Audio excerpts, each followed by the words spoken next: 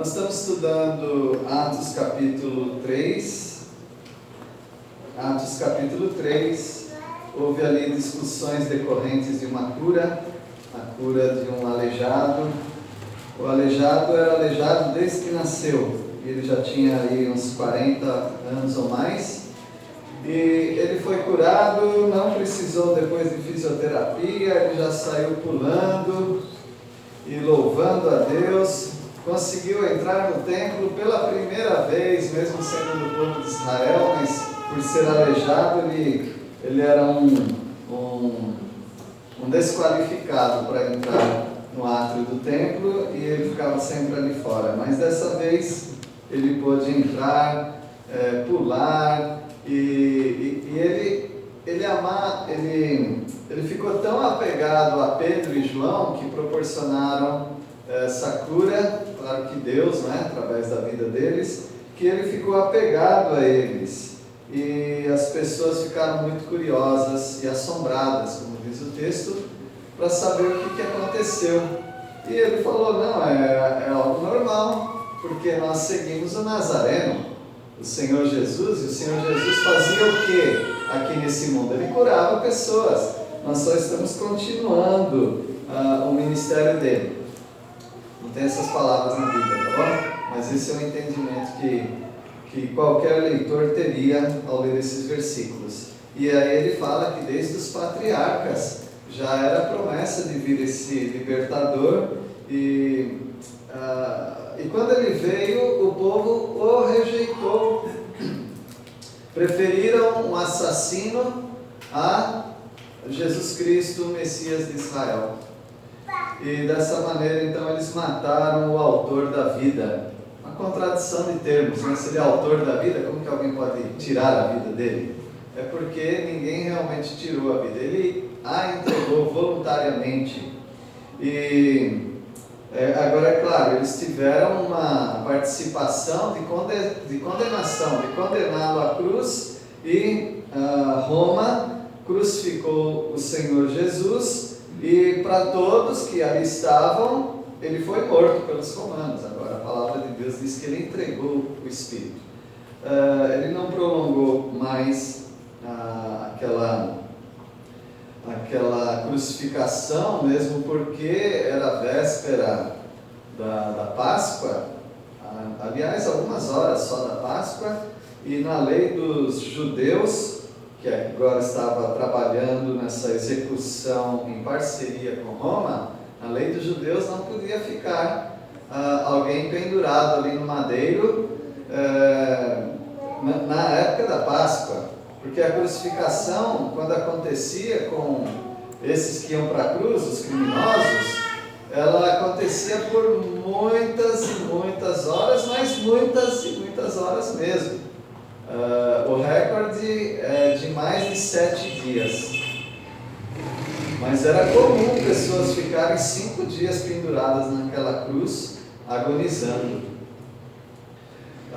Então o que eles iam fazer? Eles iam quebrar os joelhos de Jesus para que impedisse aquela movimentação que dava um alívio no diafragma para poder respirar. E aí, quebrando os joelhos, a pessoa morria sufocada, asfixiada, sem ar.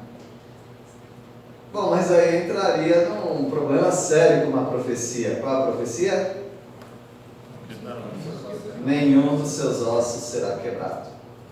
Então, o nosso Senhor Jesus facilitou a situação para todos, e cumprindo as Escrituras, ele entrega o seu Espírito. É o autor da vida. Bom, mas tecnicamente podemos dizer que eles mataram Jesus Cristo na cruz, porque esse era o objetivo mesmo. E Pedro, naquele sermão, ele estava dizendo que eles negaram o santo e justo, colocando um assassino fora da condenação e crucificando o santo e o justo. Mas ele diz, interessante, o pastor leu um texto que Paulo fala que ele perseguiu a igreja, mas ele fez na ignorância.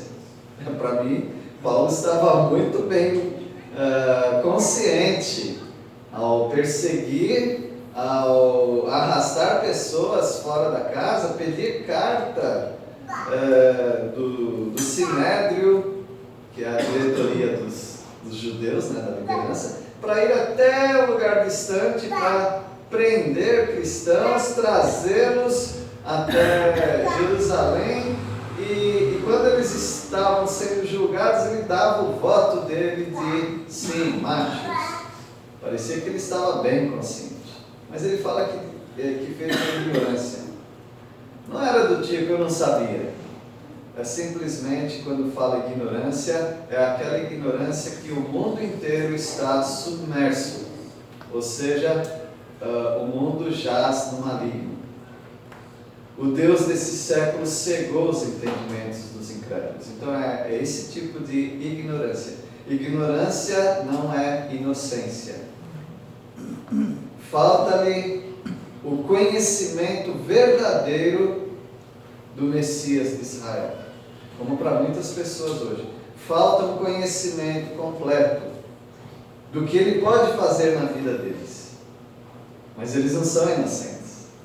Eles têm pecado e Jesus Cristo pode cancelar os pecados deles. Pedro, então, com esse discurso, vai fortalecendo a doutrina da morte de Cristo Jesus em favor do pecador, que é a morte vicária, ou seja, a morte em lugar do pecador. E ele diz também, no versículo 18, agora nós estamos em Atos 3:18, mas Deus assim cumpriu o que dantes anunciara por boca de todos os profetas, que o seu Cristo havia de padecer. É claro que não foram todos os profetas, cada um dos profetas não falou isso. Salmo 16 fala, o Isaías 53 fala que Cristo deveria padecer, e talvez uma ou outra referência no Antigo Testamento. Inclusive essa era uma das grandes, ainda é, um dos grandes conflitos doutrinários dos rabinos. Rabinos são professores judeus, né? E eles chegam até a ponto de dizer que havia dois Messias, um sofredor e um glorioso, porque as profecias falam de um Messias que ia salvar Israel, mas ia vir com grande glória estabelecendo o reino. E agora tem duas passagens constrangedoras que dizem que o Messias ia sofrer. Isaías 53 diz que inclusive ia morrer. Então alguns falam que tinha dois Messias, outros falam assim que o servo sofredor era a nação de Israel e o glorioso era o Messias. Então eles se confundem todos nessa passagem. Inclusive era a passagem que o etíope eunuco estava lendo enquanto ele estava naquela carruagem. E aí parou o diácono, né, o Filipe, pregando a palavra de Deus, perguntando para ele: você está entendendo o que você lê? Ele falou: como que eu vou entender se ninguém me explica? E olha que ele estava vindo de Jerusalém, o lugar onde tinha os doutores para explicar. E a passagem que ele estava lendo era justamente essa, de que ele sofreria, ele morreria. Aí ele pergunta: escuta, o Isaías, no caso, né? Ele está falando dele mesmo ou está falando de outro? Aí foi a deixa para Filipe, né, explicar o Evangelho para ele. Maravilhoso o Evangelho, não é, meus irmãos? Vocês têm um grande privilégio de compreender muito mais do que muitos rabinos compreendem essa passagem. Deus cumpriu aquilo que os profetas falaram, que Cristo deveria padecer, sofrer. Então, meus irmãos, nós estamos estudando essa cura deu o que falar, né? A cura desse aleijado.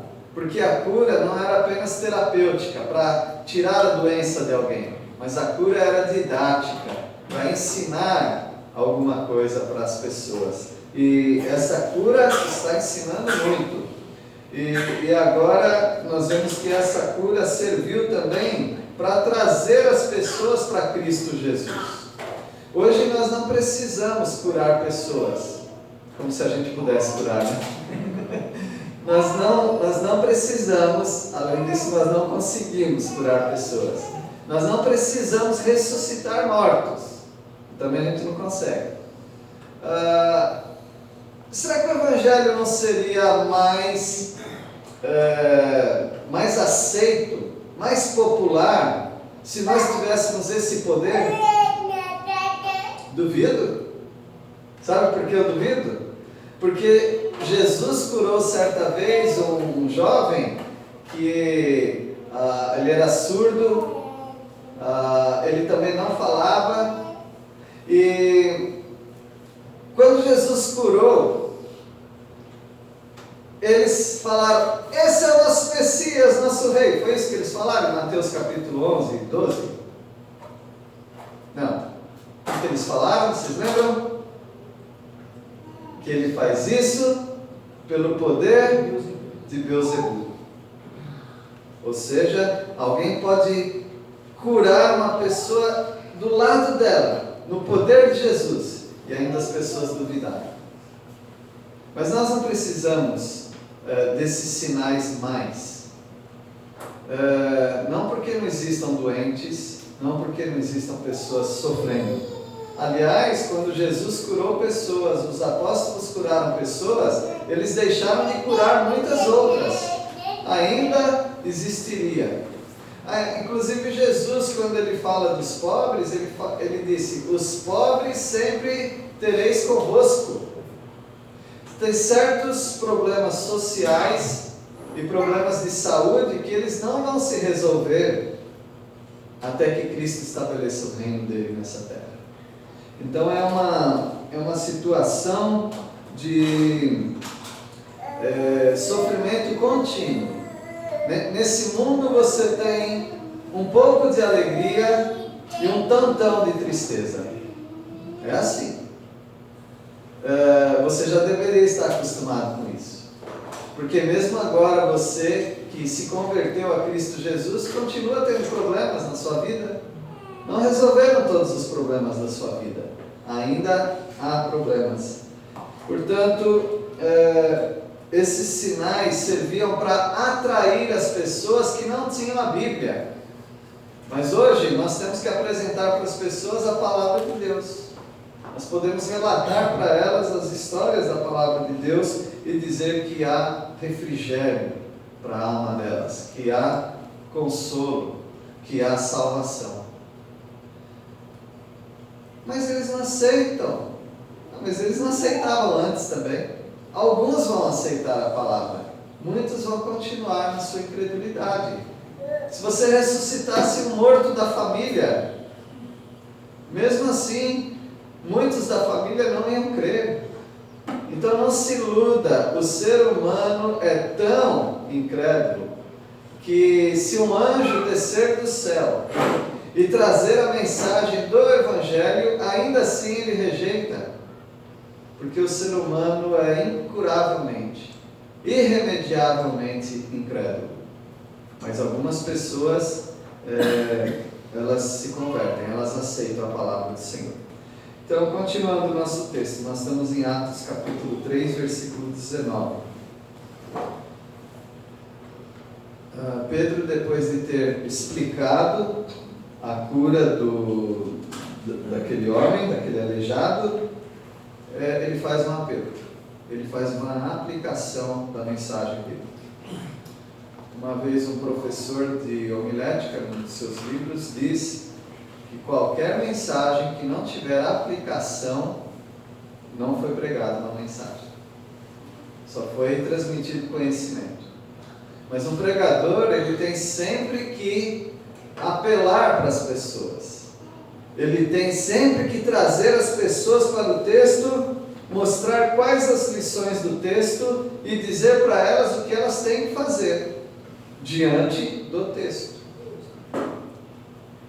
E nós temos que fazer isso, porque é assim que a palavra de Deus ganha vida. A palavra de Deus já é viva por si própria, tá bom? Mas na pregação, ela ganha vida através dos pregadores. Porque senão não precisava de pregadores. Cada um já tem a Bíblia é viva, então cada um lê a Bíblia e tem a sua edificação. Mas não foi assim que Deus escolheu. Deus queria que houvesse pessoas proclamando o Evangelho, ensinando a palavra de Deus. Então no versículo 19 está aqui a aplicação, o apelo dessa mensagem. Arrependei-vos, pois, e convertei-vos para serem cancelados os vossos pecados. Ou seja, não é para ficar só glorificando a Deus porque o homem foi curado. Não é para ficarem simplesmente impressionados como Deus é poderoso. Isso é totalmente normal para Deus. Deus pode curar. Deus pode transformar.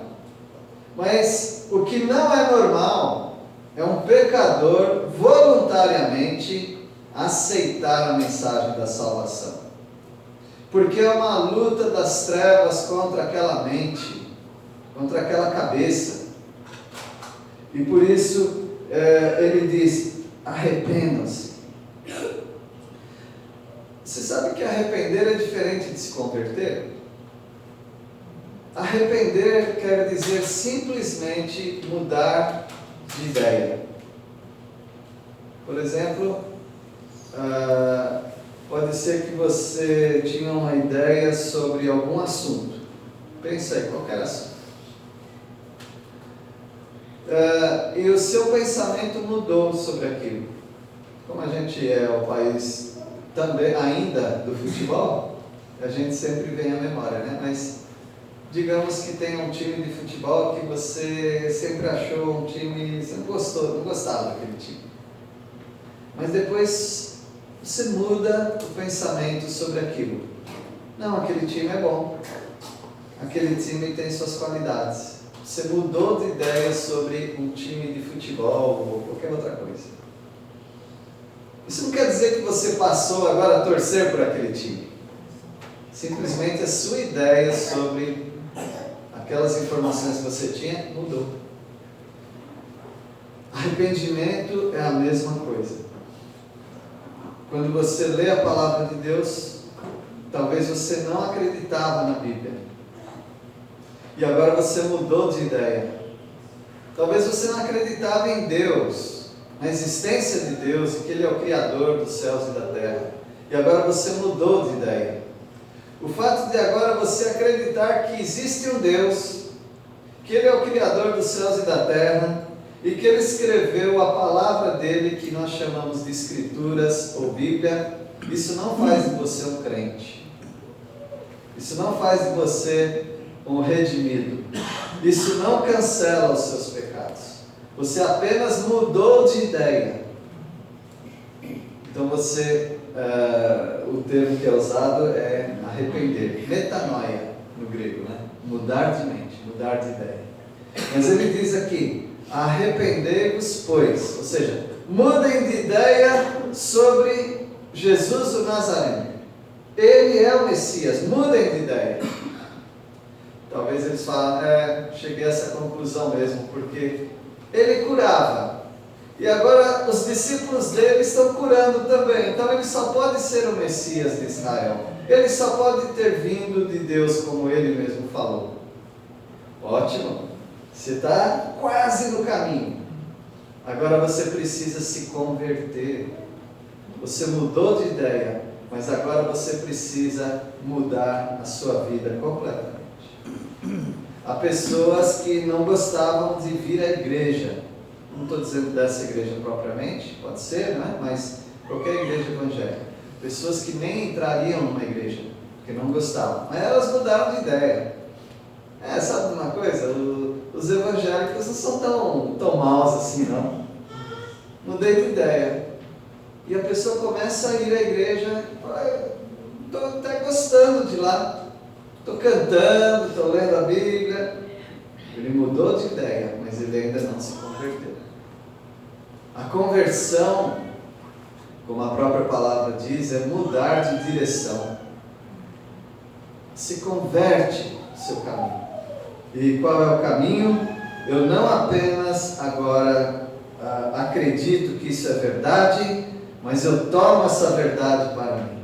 Eu não apenas acredito que Jesus morreu na cruz pelos pecadores, mas eu sou um pecador que aceito a Jesus Cristo como meu Salvador. Isso é conversão, não é apenas uma mudança de mente. Se você fizer isso, seus familiares fizerem isso, seus amigos fizerem isso, sabe o que vai acontecer? O pecado de vocês, de nós, deles, serão cancelados. É como você ter uma dívida impagável. E aí o credor fala sobre aquela dívida: não, eu vou pagar. Não, é isso que eu quero falar. Quero dizer que você não deve mais nada. Dívida está paga. Paga por Cristo Jesus. Estão cancelados os vossos pecados. Como se você não tivesse pecado. Maravilha isso, né? Uma bênção nós estarmos numa fé que cancela pecados. Porque todas as outras crenças ainda estão à procura de perdão dos seus pecados. E eles estão fazendo, comprando, tentando comprar a salvação, mas nunca são salvos. Versículo 20.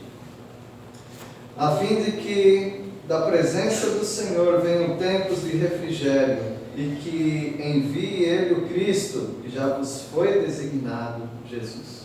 Esse é um versículo difícil, porque Jesus já não veio. Ele já acabou de pregar sobre a morte de Jesus e a salvação que pode ter nele. Agora ele diz que sobre esse Jesus, que através dele vão vir tempos de refrigério. Vocês lembram que eu falei que nesse mundo a gente tem um pouco de alegria e um tantão de tristeza? Mas haverá um dia que nós não teremos nenhuma tristeza, só alegria. Mas isso ainda não chegou. Isso só vai chegar quando Cristo Jesus vier. Mas ele já não veio, mas ele vai vir outra vez. Quando o Senhor Jesus vier, e dessa vez ele vem para estabelecer o reino. Não tem mais esse negócio de que nós não aceitamos esse rei, crucificam. Não existirá mais isso. Porque agora ele não vem frágil, como um bebê, depois vivendo entre nós, não como um pecador, mas sofrendo as coisas que pecadores sofrem. Ele não vem mais desse jeito. Ele não será condenado. Ele vai vir como reto juiz. Ele vai vir como um destruidor. Ele vai vir como aquele que tem uma espada afiada na língua. E da sua boca, essa espada afiada, isso se chama metáfora, tá? Não tem uma espada na língua dele. Mas com as próprias palavras, ele pode destruir o exército do anticristo. E ele vem para salvar o povo de Israel. Pedro está pregando para o povo de Israel. Então ele vai vir trazer tempos de refrigério. Deus vai enviar o Cristo, de novo, né? Vai enviar esse que é o Jesus. Esse mesmo que curou esse aleijado. Versículo 21. Ao qual, Jesus, né? Ao qual é necessário que o céu receba até os tempos da restauração de todas as coisas, de que Deus falou por boca dos seus santos profetas desde a antiguidade. Mas os céus já não receberam Jesus? Então eles traduziram aqui receber. Mas o sentido é esse que eu vou falar para vocês. Ao qual Jesus, né? É necessário que o céu o mantenha. É necessário que Jesus ainda fique no céu. Jesus está em todo lugar ao mesmo tempo, ele é onipresente. Mas nós sabemos que a habitação dele é à direita do Pai, está no céu. Ele ainda não veio. E é importante que ele ainda fique lá, até a restauração de todas as coisas. Ainda tem coisas para acontecer. A igreja subir, um tempo de condenação para o mundo, também de salvação, a conversão dos judeus, o povo dele, daí ele vem. Aí ele vem para restaurar todas as coisas. E os profetas já falavam sobre isso.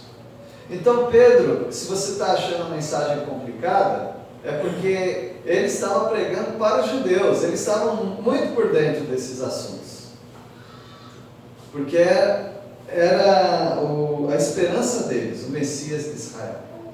Mas com o tempo, as igrejas pararam de pregar também sobre o Messias, sobre o reino e essas coisas. Então a gente fica meio confuso quando a gente lê esses textos.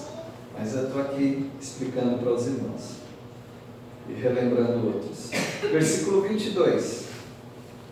Disse na verdade Moisés: o Senhor Deus vos suscitará, suscitar quer dizer levantar. O Senhor Deus vos suscitará dentre vossos irmãos um profeta semelhante a mim. A ele ouvireis em tudo quanto vos disser. Moisés já havia falado: um dia vai vir um profeta, ele é igual a mim, no poder, nos sinais, é um libertador que tira o povo da escravidão. Ele é igual a mim, Moisés falando.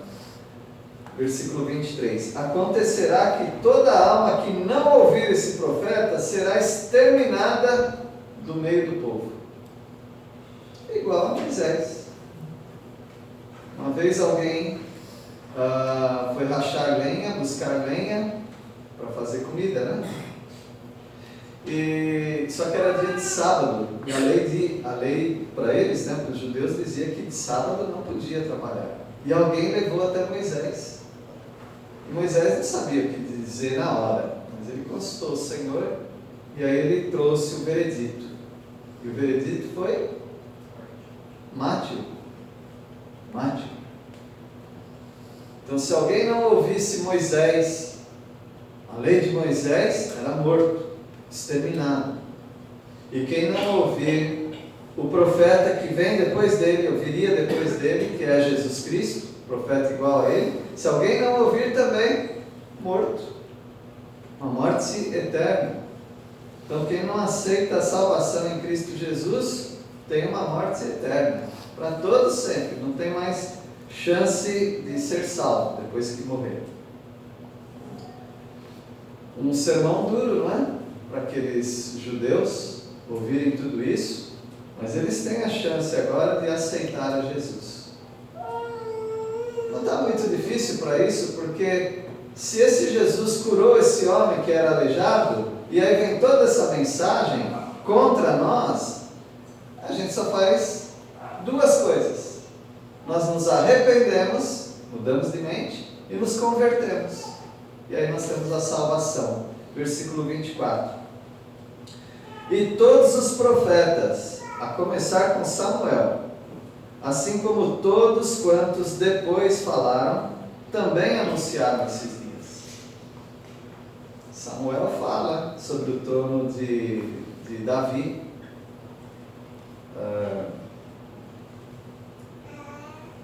da salvação que viria através de um reitor. Ele disse que aquele trono, aquele reino, seria para todos sempre. E ele não estava falando de Davi, ele não estava falando de Salomão, ele estava falando de Jesus Cristo. Então, os profetas, desde Samuel, eles já estavam falando a respeito desse reino que viria. E os judeus estão ouvindo aquela mensagem. Versículo 25. Vós sois os filhos dos profetas e da aliança que Deus estabeleceu com vossos pais, dizendo a Abraão: na tua descendência serão abençoadas todas as nações da terra. Nós somos abençoados nesta mensagem também. Se é um pouquinho confusa para você essa mensagem, saiba que o básico você já sabe, que Cristo Jesus é o Salvador. E os judeus que tinham muito mais conhecimento do que vocês, do que nós, eles não se atinaram, eles não encaixaram as peças. de que Jesus era o Messias deles, que era o Salvador. E você teve esse grande privilégio. E a ponto de Jesus dizer: mais bem-aventurado aqueles que não viram, mas creram. Nós não vimos Jesus andando nessa terra, nós não vimos os apóstolos curando pessoas, ressuscitando mortos, mas também eles não tinham o que nós temos hoje, a Bíblia completa, a Palavra de Deus. Então nós temos uma grande bênção. Eles estavam ajudando a escrever essa Bíblia. Hoje nós temos a Palavra de Deus. Meus irmãos, quando alguém ficar muito incrédulo sobre o que você tem a dizer, eu tenho uma notícia para você: você não tem mais nada para oferecer para eles. A única coisa que você tem é a Bíblia, são as Escrituras, a Palavra de Deus. Não fique fazendo promessa para as pessoas, porque você não tem como manter as suas promessas.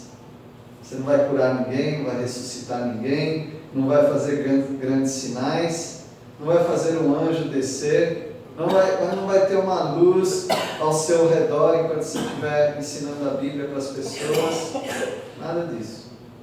Mas continue ensinando a Palavra de Deus, porque a fé vem pelo ouvir, e ouvir a Palavra de Deus. Essa palavra transforma vidas, nós cremos nisso. Então ele diz: vocês são filhos dos profetas, filhos de Samuel, vocês são filhos de Isaías, vocês são filhos de Jeremias, porque era a nação de Israel. E vocês são filhos de Abraão. E foi Abraão quem disse: na tua descendência, do povo de Israel, né? Deus falou na descendência de Abraão, todas as nações da terra seriam abençoadas. E está aqui nós, estamos aqui nós, abençoados por Abraão, pela promessa de Abraão. Veja só onde foi respingar a mensagem dos judeus: nos gentios. E nós somos salvos pela graça em Cristo Jesus, o descendente de Abraão. E para terminar, o versículo 26. Tendo Deus ressuscitado o seu servo, enviou primeiramente a vós outros para vos abençoar, no sentido de que cada um se aparte das suas perversidades. Pedro, então, ele fecha esse discurso dizendo que Jesus ressuscitou. Vocês mataram Jesus, mas Jesus ressuscitou, e Deus mandou a vocês essa bênção. E Ele está dizendo para vocês hoje: apartem-se do pecado, da perversidade. Não apenas mudem de mente, não apenas se arrependam, mas também se convertam, mudem de vida.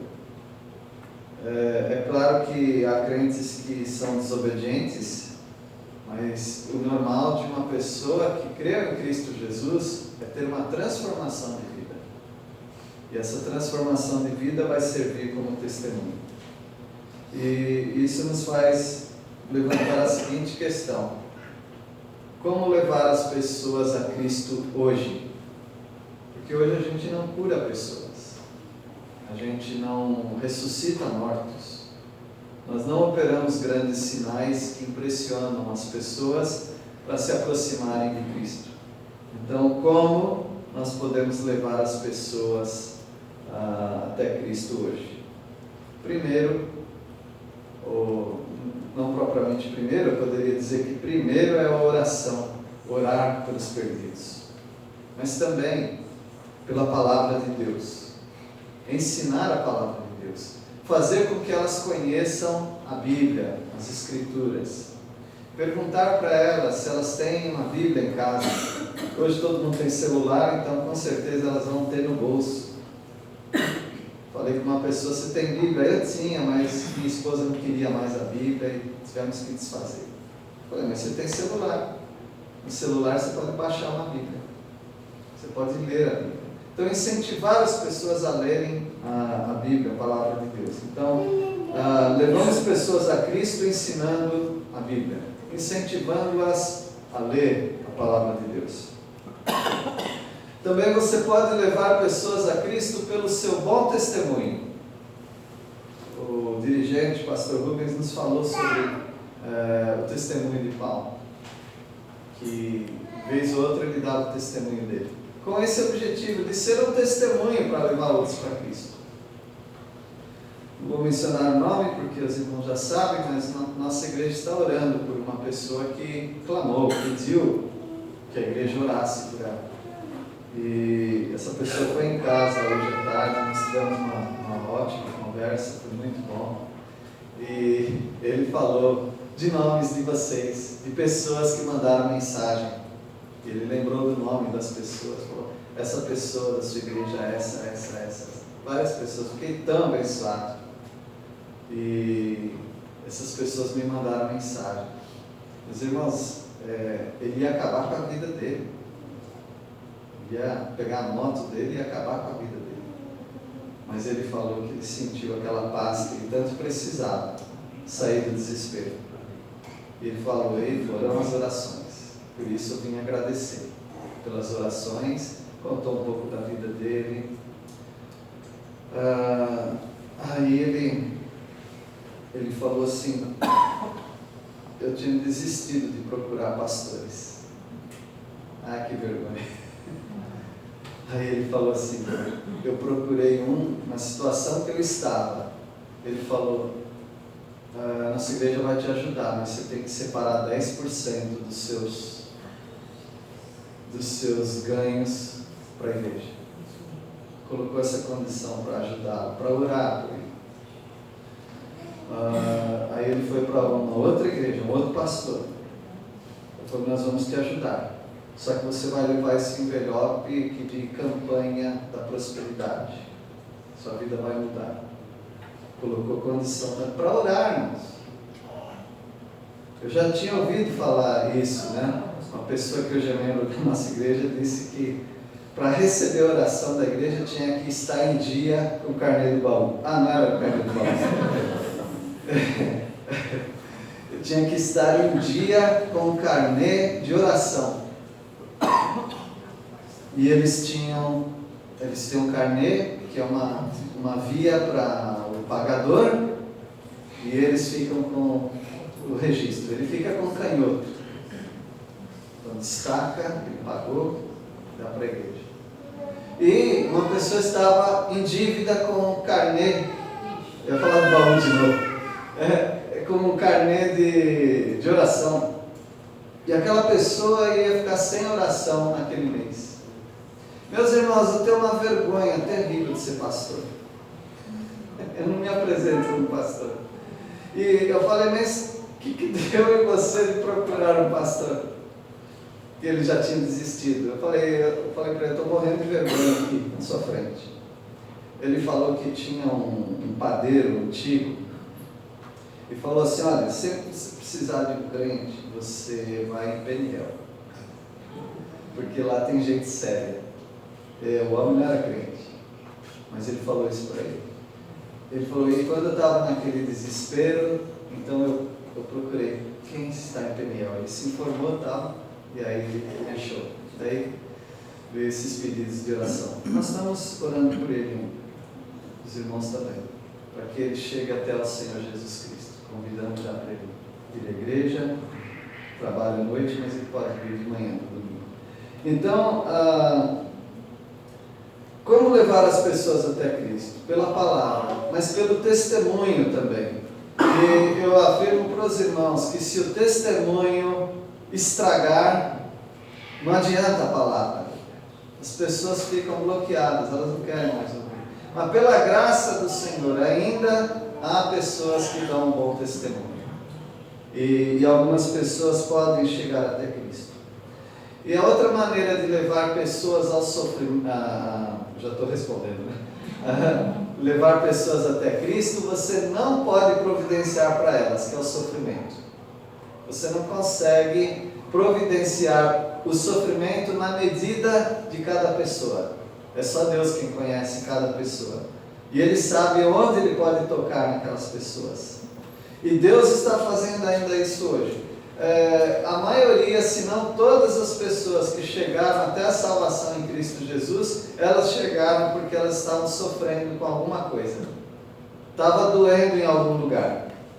E elas chegaram até Cristo Jesus. Então, Deus pode, com essa tríade de três, né? Tríade de três, Ele pode alcançar o pecador. Pela palavra, pelo bom testemunho dos crentes e pelo sofrimento. Pela palavra você não precisa fazer nada, ela já está escrita. Pelo sofrimento você não precisa fazer nada. O mundo já é um sofrimento e Deus providencia também sofrimento para as pessoas. Mas o que você tem que se preocupar e investir na sua própria vida é pelo testemunho. O seu testemunho. Você já pensou chegarmos diante do Senhor, no tribunal de Cristo, e Deus falar assim: olha, tinha uma pessoa que eu queria salvar, e eu já tinha a palavra, e eu já tinha o sofrimento encomendado para ela se aproximar. E ela se aproximou, mas o seu testemunho a repeliu. Por causa do seu testemunho, essa pessoa não foi salva. Já pensou ouvir isso no tribunal de Cristo? Não quero ouvir isso. Então que Deus abençoe a cada um dos irmãos. Aquele homem foi curado, mas